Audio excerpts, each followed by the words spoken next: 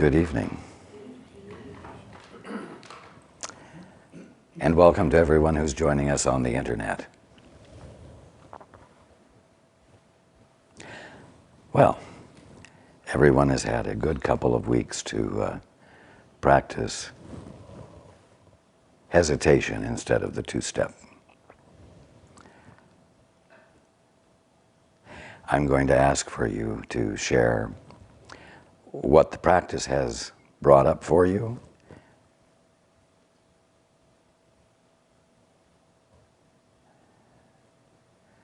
because in a way it's not an easy practice. So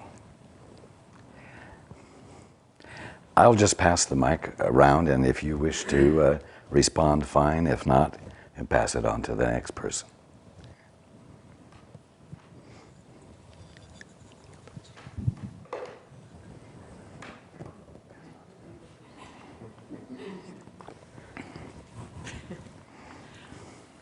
Well, mostly I figured out how very little I ever actually hesitate. I would remember to hesitate after the moment passed when I could have actually done that. But I'm getting closer to, I'm remembering sooner after I don't hesitate than I did when I started. I got to work on it. I still have my little stickers. That's all I have to say. Oh. I expected you to go on longer. I actually forgot about it the past few days, and it would have been really good to remember it. But before that, I did find that the hesitating, that the lack of hesitating is kind of always to defend something. And that in the hesitating, I found that what I would have defended didn't really need defending. But then I forgot, and I got back into the habit of defending again. But then I got really tired, and I realized that that kind of defense takes a lot of energy. So then it was easier to hesitate because I was tired. For me, excuse me, what seems to be going on, I think it's been a year, not this last Christmas, but the year before, where you told us to stop and actually acknowledge the clerks in stores. And that's when I discovered, as Judy has talked about too, that you can have these wonderful, blessed moments with strangers that you don't have opinions about to start with, so that you have all this love available from perfect strangers, and you leave, they're feeling good, you're feeling good, it's wonderful. So this hesitation thing, it's dawning on me, the same thing can happen with the people I have opinions about. And yesterday I called my sister, with whom actually someone I avoid, and had 40 minutes of a wonderful conversation with this person who was on the point of perfection. Never really had seen her that way, as I recall. So, yes, I want to do it more. It's made a tremendous difference in the amount of defense that I usually live with. Two things come to my mind. One is I've noticed that I have an opinion about everybody. I don't even have to know them. I just look at somebody and an opinion comes up. And I think because of the whole idea of recognizing that your salvation comes from being able to connect with the other, and that the other is a teacher, what I found was that now the opinion comes up, and immediately I ask the Holy Spirit for me to see things differently. And I don't know what I'm expecting to see, but the opinion coming up triggers that mantra, so to speak. And then the other thing is, which I've just recognized, is there will be people who will call me or come to yoga class, and then for some reason, and there's every kind of excuse. I've heard a lot of different excuses as to why they can't continue to come, and what I found is that what will come up for me is there will be something that I might be able to say that would be helpful to that person before they leave. And I've, in the past, said, well, they're gone, so I'm not even going to waste my time with them. And now I'm beginning to realize that it's very important for me to make any constructive comment to them, because they're never gone, and there's never a separation, and that person is never disconnected from me, even whether they're coming to class or not. And so that's the next thing that I want to bring into my experience, is to always recognize my connection with everyone, whether they're a participant or not participant in my life.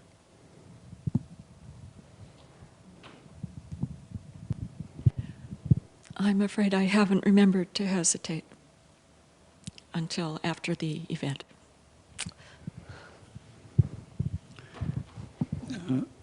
Something I've noticed in the last few weeks, while taking solitary walks and even a trip I took to Southern California and back, that I have had the habit in the past, if I'm in a solitary mode, if I come up next to people, cross them on the street, or engage them in a store setting, as I think someone said, that I tend to be a little resistant. But what I've noticed in the last few weeks was that while approaching someone in a walk or engaging with them in a minor business transaction, that the thought that they are a brother or a sister has come into mind and has colored the transaction, as fleeting as it might be, just passing someone and making eye contact and saying hello, with a quality that's been very refreshing and validating for the whole idea that I am more connected to others than I give myself credit for. So it's been a kind of interesting series of minor but noted exchanges or experiences.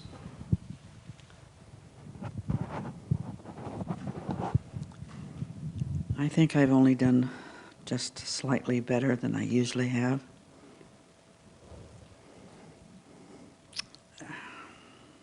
So I'm looking for an excuse as to why I haven't done better. But I really don't have one, so I think that's about all I can say right now.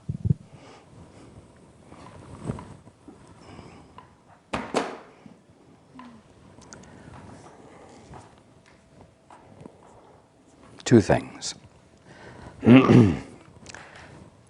To hesitate after the fact is an excellent practice as well. Just because you didn't hesitate on the spot doesn't mean that hesitation isn't still valuable.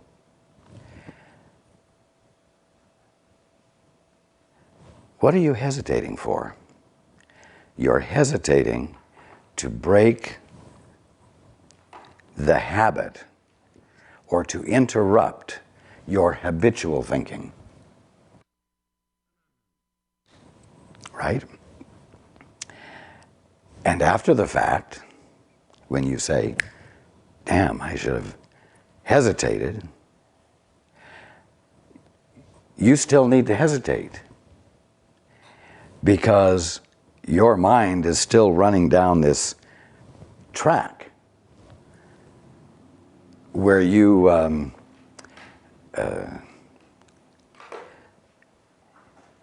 are still involved in the frame of mind that wasn't the best at the time of the incident. And so there's still the need for the interruption of your habitual thinking. Now, the second thing is, what is the purpose of hesitating? It's to interrupt your habitual thinking and to listen, to turn to the Holy Spirit, to ask, what do I need to know here? What's the truth here?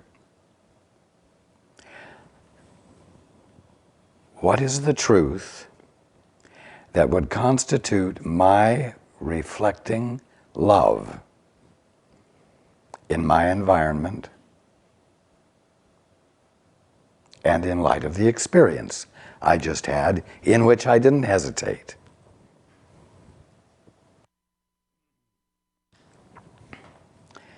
Remember, the reason for hesitating is to switch tracks. There is a statement that's very helpful. Love illumines, designates, and leads the way. You hesitate to open up to the Holy Spirit or to the Father, to let yourself be infilled with love, the Father's love, something which blesses you. This love that is the Father's love illumines the way, designates the way, and leads the way. So you see, when you hesitate, the purpose is to shift the source of that which governs you. Is it going to be your habitual thinking? Or is it going to be something outside of that that's larger, whose motive is love and not self-defense?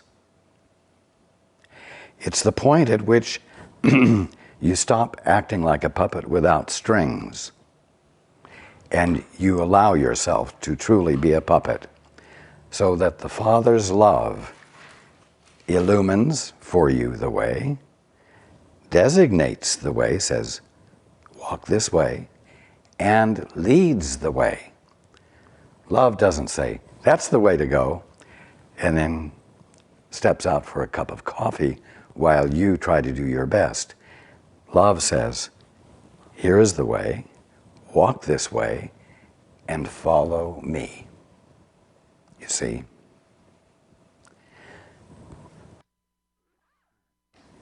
So, it doesn't matter whether you hesitate after the fact or not.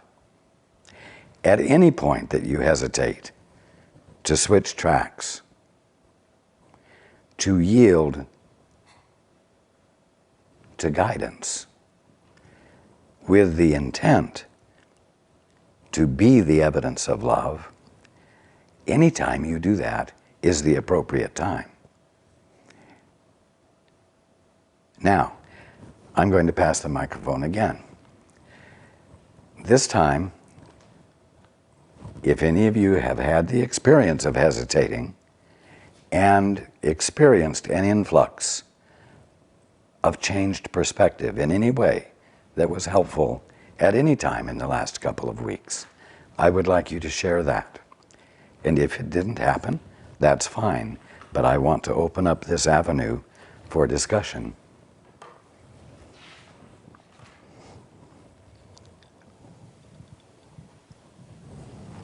Well, it's first I have to pause here and wonder which one of the two would stand out in my mind the most. And yesterday I had a phone call from my sister-in-law, who, it's too bad the topic that brings us in the historically in different arenas is on a spiritual model, but she is a deep fundamentalist, and in the years past has been very argumentative about anybody who hasn't been saved. And that model yesterday did not come up in the conversation because I, in fact, did hesitate, but not initially. Maybe 5 minutes into the conversation, I did take a moment of pause and seek the real meaning of the phone call.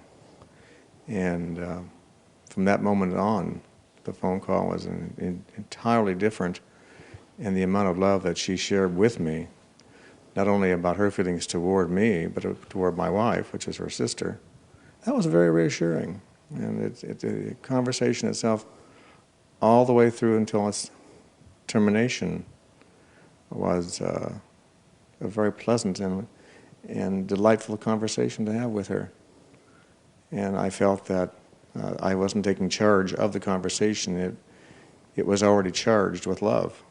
And it was a pleasure to have that happen. And it's very similar to someone who mentioned earlier when they had paused with a relative of theirs. And to me, that was a very significant change. It isn't easy to pause. I, like the rest of you, hesitated to even answer at first because I find myself pausing further in after I've already stepped into the quagmire of the conversation, saying, gee, I should have paused and find out where this is supposed to go. And thank you for sharing. That's really not a bad place to stop either, and take that second look and say, okay, I missed the pause, but I'm going to go back and pick it up and see what I need to know about this conversation, or whatever the transaction is. Hesitation is not meant to be used as an avoidance, No. but as a vestibule in which you can shift the way you're being involved with your brother or sister, and you remain involved. Okay. Thank you. I'll pass the microphone to the next person.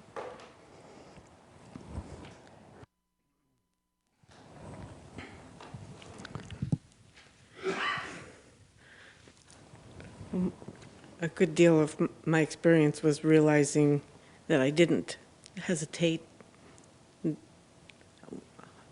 on the really big things that I call big things that felt big to me.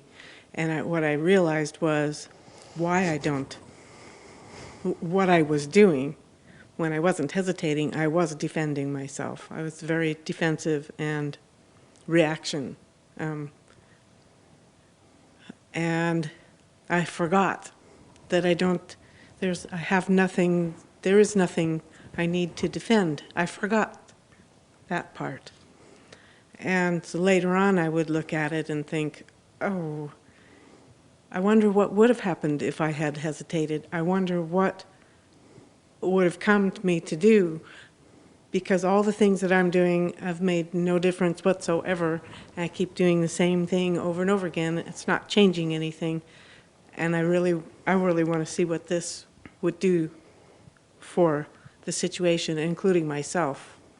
And after the fact, sometimes I could look back and look at it a little bit different and kind of have some insight into where the other person's defenses were. And I have a little more compassion for the fact that they're struggling also. It isn't just me struggling, they're struggling, and they don't realize why they're struggling or even that they're struggling. So hesitating after the fact still allows insight to occur and shifts of perception to occur that allow you to be with whoever it was in a different way and to consider them in a less judgmental way with more compassion. That very shift, even though no conversation has taken place between the two of you, has its effect because there are no private thoughts, you see. What happens is that the messengers you send out after you have hesitated are different messengers sent out to gather and bring back to you a report that will confirm what they were sent out to find.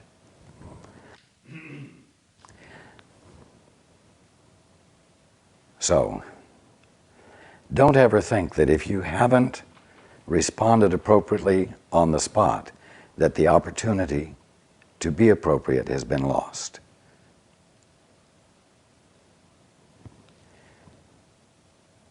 Okay. Thanks.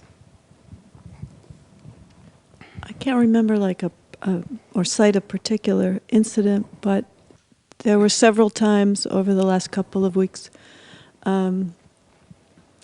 in conversation with Chris where just me hesitating and, just kind of listening for what he might really be saying or who he might really be allowed me to feel a lot more like love and peace, and I think brought a lot more harmony to our home and our interactions with each other. Exactly. What comes to mind for me, I work with someone who gets very angry very easily. And I seem to do a lot of things that are irritating. And so for months I have been so on the defensive. And what's come up in the last 2 weeks, and I don't know if it's because of my hesitating, but a friend helped me remember that working is not about earning money. God's abundance is there for me. So my job should be to be there to extend, and that's what I've been trying to hesitate and remember, that's what I'm really there for. And so the defenses are coming down. I've actually had moments when I really loved this person, just felt absolute love, and I still have a job, and I'm amazed. I'm amazed I still have a job. Anyway, it is really helping me not be so frightened. I haven't gotten the extending part down very well, but you said that it might... But you are extending a willingness. Yeah. You are extending something. Okay. A willingness not to be fearful, which is another way of saying a willingness not to be defended in the presence of this person who easily gets angry. So you're extending defenselessness.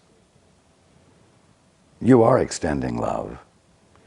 And you're not holding her to a past interpretation of her and her behavior and her psychological patterns, you see?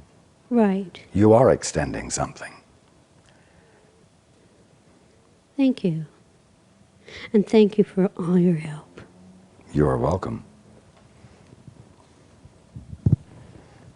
I guess it was the last time Sunday that we were asking questions, and you asked about if we had any questions relative to the material, and I related that I was having difficulty with someone who I contracted to do some technical work for me, and that it was supposed to take about 3 months, and it's been going on a year, and what I did with that situation was I asked the Holy Spirit to help me get rid of the negative emotion around the whole situation and around, relating directly to this individual. And I just kept asking for that. And I can't even put my finger on when the shift took place. But the upsettedness about it just left me, so that it was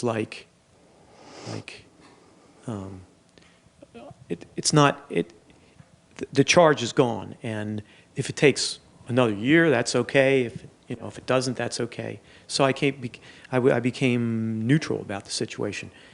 About 2 days later, the person calls me up and says, "I got it done, and here it is." And it was like the whole relationship was transformed, and there was no had been no interaction between us for weeks.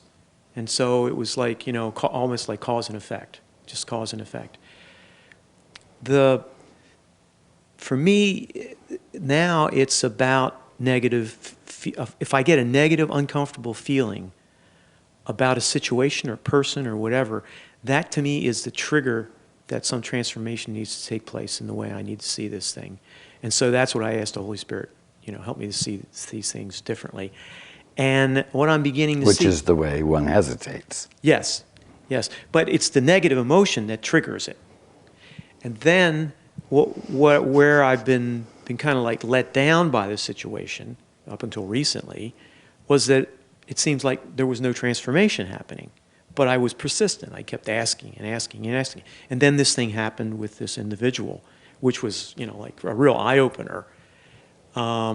So I guess it's starting to work, even though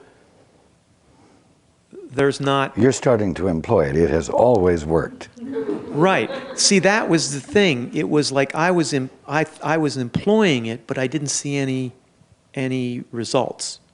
In other words, there was still a charge there. But now it seems, and I don't know why. It's like, why, is it that the constant persistence begins to neutralize the resistance I have around the concept or feeling about it? You see what I mean? In other words, my habit has been looking at it saying, oh, this doesn't work. This isn't working for me. I must be doing this wrong. Or, I'm not understanding what Raj is saying, and that's why it's not working. Never realizing that on some level, there's resistance to it. And that's why it's not working. Plus, the thought process, I must not be understanding Raj, or I must be doing something wrong. This is Michael authoritatively taking the reins and determining an explanation. There's no hesitation there. You see, you can recognize there is something out of order, that there's a call for correction, and instead of defining the nature of the call for correction better, you shut up and you say, Father, Holy Spirit, what's the truth here? Right. What is the truth that embodies my intent, my desire to see the evidence of love and to be the evidence of love? And being the evidence of love is allowing yourself to be the place where love is embodied, not at your hand, but as a spontaneous result of being open enough that the Father's love and the Father's perspective can register with you as a shift of perception that constitutes an aha, or even a series of ahas, that simply, spontaneously overflow into your perceptions of everything that's around you, and specifically regarding whatever caused you to hesitate in the first place for clarity. So here I feel a judgment come on, which gives me a bad feeling, and then I hesitated and asked for my perception to be changed, and then I would judge the process, and that was where I was trapping myself. Yes. I see. Thank you.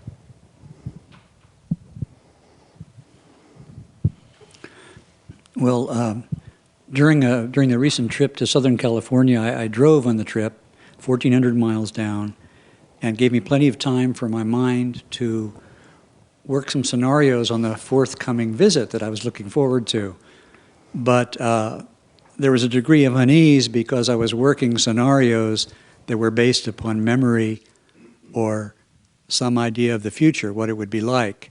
I had the pleasant anticipation of visiting my son and his family, but my mind was working its own scenarios, what it might be like, what I can contribute, how it will be like. And I